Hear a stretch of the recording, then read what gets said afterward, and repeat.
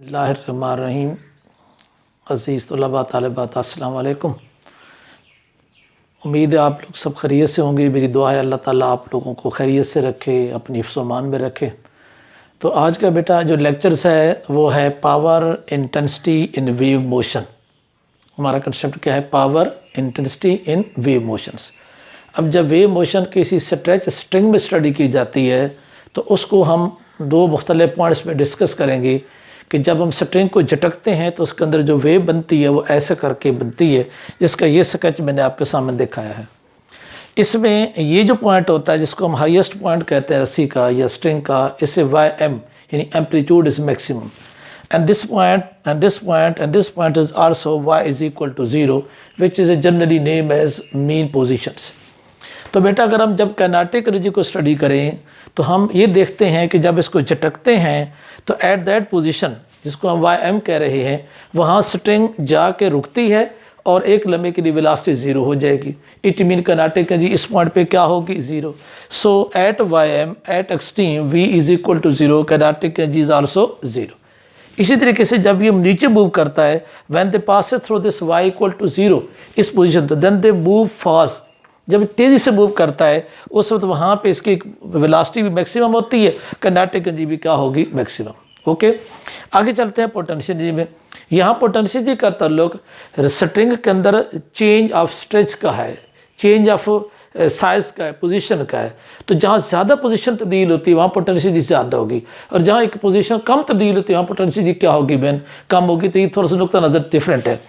जब ये स्ट्रिंग इस वाई एम पोजीशन पे खड़ी होती है तो रस्सी की ये पोजीशन एक नॉर्मल खड़ी होती है, डिस्टर्ब होती है और कोई ख़ास चेंज नहीं लाती। लेकिन जैसे ये स्ट्रिंग नीचे की तरफ मूव करती है तो ऊपर से नीचे की तरफ मूव करते हैं तो मैक्सिमम चेंज से गुजरती है। तो जब वो y is equal to zero में पहुँचती है, that is the maximum change in stretching, उसकी मैक्सिमम चेंज को शो करता है।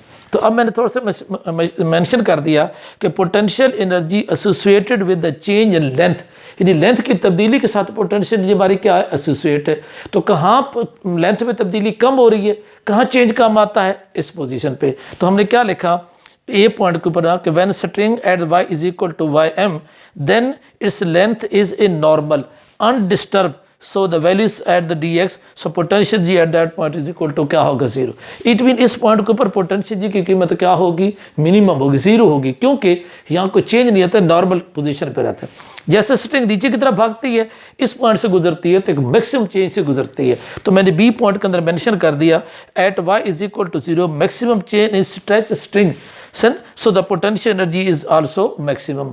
तो इस पॉइंट पे पोटेंशियल जी क्या होगी? इसकी मैक्सिमम होगी। सो अब हमने पहले ये समझा कि काइनेटिक और पोटेंशियल यहाँ से पैदा कैसे हो रही है। अब अगला पॉइंट हमारा ये है कि ट्रांसमिटेड पावर क्या है, यानी पावर हम कैसे निकालेंगे ना। पहले तो हमने दो अलग पॉइंट्स को निकाला।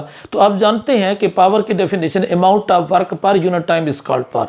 ये change of work is per unit time is called, change of kinetic energy per unit time is called power, change of potential energy per unit time is called power. ये सारे वही फार्मूले जो आपने एफएससी पढ़े हैं। तो अब जरा देखते हैं काइनेटिक एनर्जी का फार्मूला है जिसको हम डी के से यहाँ रिप्रेजेंट करते हैं विद स्ट्रिंग एलिमेंट, यानी स्ट्रिंग एलिमेंट की काइनेटिक एनर्जी को डी के से शो किया। तो D K is equal to 1/2 DM u square. इसका कॉपी देखें, एम की जगह क्या लिखा? dm, और v की जगह क्या लिखा? u। dm mean mass of elements and u means speed of this element। so u किसके बराबर है? लास्ट लेक्चर में पढ़ा था dm ओवर dx। तो dm किसके बराबर होगा? u dx। ओके, यहाँ पुट करने के लिए अब u कहाँ से लेंगे? एक लेक्चर पीछे जाएंगे तो हमने वेलोसिटी मालूम की थी, एक्सेलरेशन। तो u की कीमत थी माइनस ओमेगा वाई एम कास की एक्स माइनस ओमेगा टी, तो हमें u भी मिल गया। तो u और dm की कीमतें कहाँ पुट करेंगे? इक्वेशन नंबर 1 में, ये मैंने मेंशन कर दिया, ये वो वैल्यूज पुट होगी।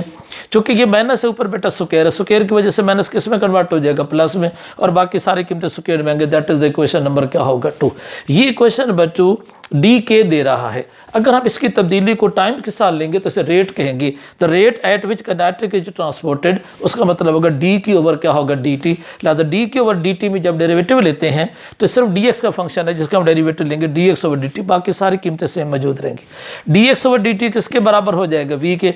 तो डी की ओवर डी टी यानी rate of change of kinetic energy हमारे पास ये आता है जो किस फंक्शन में हमारे पास क्या है? मौजूद है। क्या हम इस रेट को ऐसे बरकरार रखें? नहीं, हम इसको एवरेज में कन्वर्ट करें, क्योंकि एवरेज जो चेंज होता है उसी को हम पावर्स में शो करते हैं। तो लिखता हूँ average rate at which the kinetic energy is transported, यानी औसतन जो तब्दीली है वो कैसी है। तो जब बेटा एवरेज लेंगे तो D K over d T का भी एवरेज अलामत आ जाएगी। इधर भी हमने कौन सी अलामत दे देनी है एवरेज की, याद रखना है 1/2 म्यू वी ओमेगा वाई ये सारे कांस्टेंट हैं। एवरेज अगर लेंगे तो किसका लेंगे, कास का। और आप मैथमेटिकली जो मैथ पढ़ते हैं उसमें आपने पढ़ा होगा average cos square theta is equal to 1/2, average cos square theta is equal to 1। Sine theta का एवरेज भी 1/2 होता है। तो ये कीमत 1/2 वाली इसमें पुट करेंगे, तो ये मैंने पहले थोड़ा स्पेसिफाई कर दिया, तो इससे से मैं देखिए ये मैंने सेपरेट शो कर दिया। तो इससे से का यानी ये वाला ऐसा जो है इसकी एवरेज कीमत किसके बराबर है 1/2, तो ये हमने 1/2 ये 1/2 1/2 1/4 ये क्या निकला है हमारे पास, rate of change of kinetic energy. आगे मैंने मेंशन कर दिया कि potential energy is also carried along the string, जैसे काइनेटिक स्ट्रिंग के साथ है पोटेंशियल भी किसके साथ है, स्ट्रिंग के साथ। सो जो चेंज काइनेटिक के अंदर हो रहा है सेम चेंज एसोसिएट करेगा किसके साथ, पोटेंशियल के साथ। सो हम लिखते हैं with same average as d K over d t. So d U over d t यानी चेंज ऑफ पोटेंशियल क्या फार्मूला होगा, ये इससे फार्मूला नीचे लिख दिया। तो समझ में आगे बात, ये होगी चेंज ऑफ काइनेटिक, ये पोटेंशियल दोनों सेम है, जो अमल काइनेटिक के अंदर हो रहा है वही अमल किसके अंदर हो रहा है, पोटेंशियल के अंदर। अब पावर क्या है कि सारे दो एनर्जीज हैं, तो दोनों की चेंज को हम ऐड कर लेंगे, D K over d T plus D over d T. एक वैल्यूज ये वैल्यूज दोनों वैल्यूज पुट की बेटा, चूंकि दोनों वैल्यूज सेम है डबल करेंगे तो 1/4 की जगह क्या आ जाएगा 1/2। It is called power. ये क्वेश्चन नंबर 5 हमारे पास हासिल। तो बड़ा सिंपल सा एक सीधी सी कैलकुलेशन हम यहाँ तक पहुँच जाते हैं। अब इसमें लास्ट में छोटा सा पॉइंट रहता है इंटेंसिटी। आपने एफएससी में इसको पढ़ा होगा कि असल में ये फार्मूला होता है इंटेंसिटी का, amount of energy per unit area पर यूनिट टाइम। लेकिन जब बेटा एनर्जी और टाइम को हम इकट्ठा कर लें तो लिख सकते हैं एनर्जी ओवर टाइम बटा एरिया, तो लिखा जा सकता है। तो एनर्जी ओवर टाइम क्या है, ये भी बार बार पीछे पढ़ते आ रहे हैं, ये पावर को कहता है। तो फार्मूला क्या बनेगा, intensity is equal to P over A.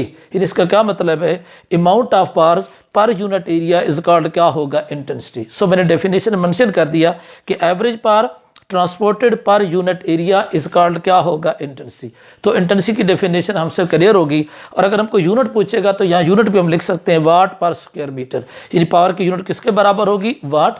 Area की यूनिट किसके बराबर होगी, मीटर की, इससे वाट पर स्क्वायर मीटर कह सकते हैं। तो ये था आज का लेक्चर जो कि पावर, इंटेंसिटी और वेव मोशन से मुतल्लिक था। नेक्स्ट लेक्चर में मिलते हैं इंशाअल्लाह। अल्लाह हाफिज़।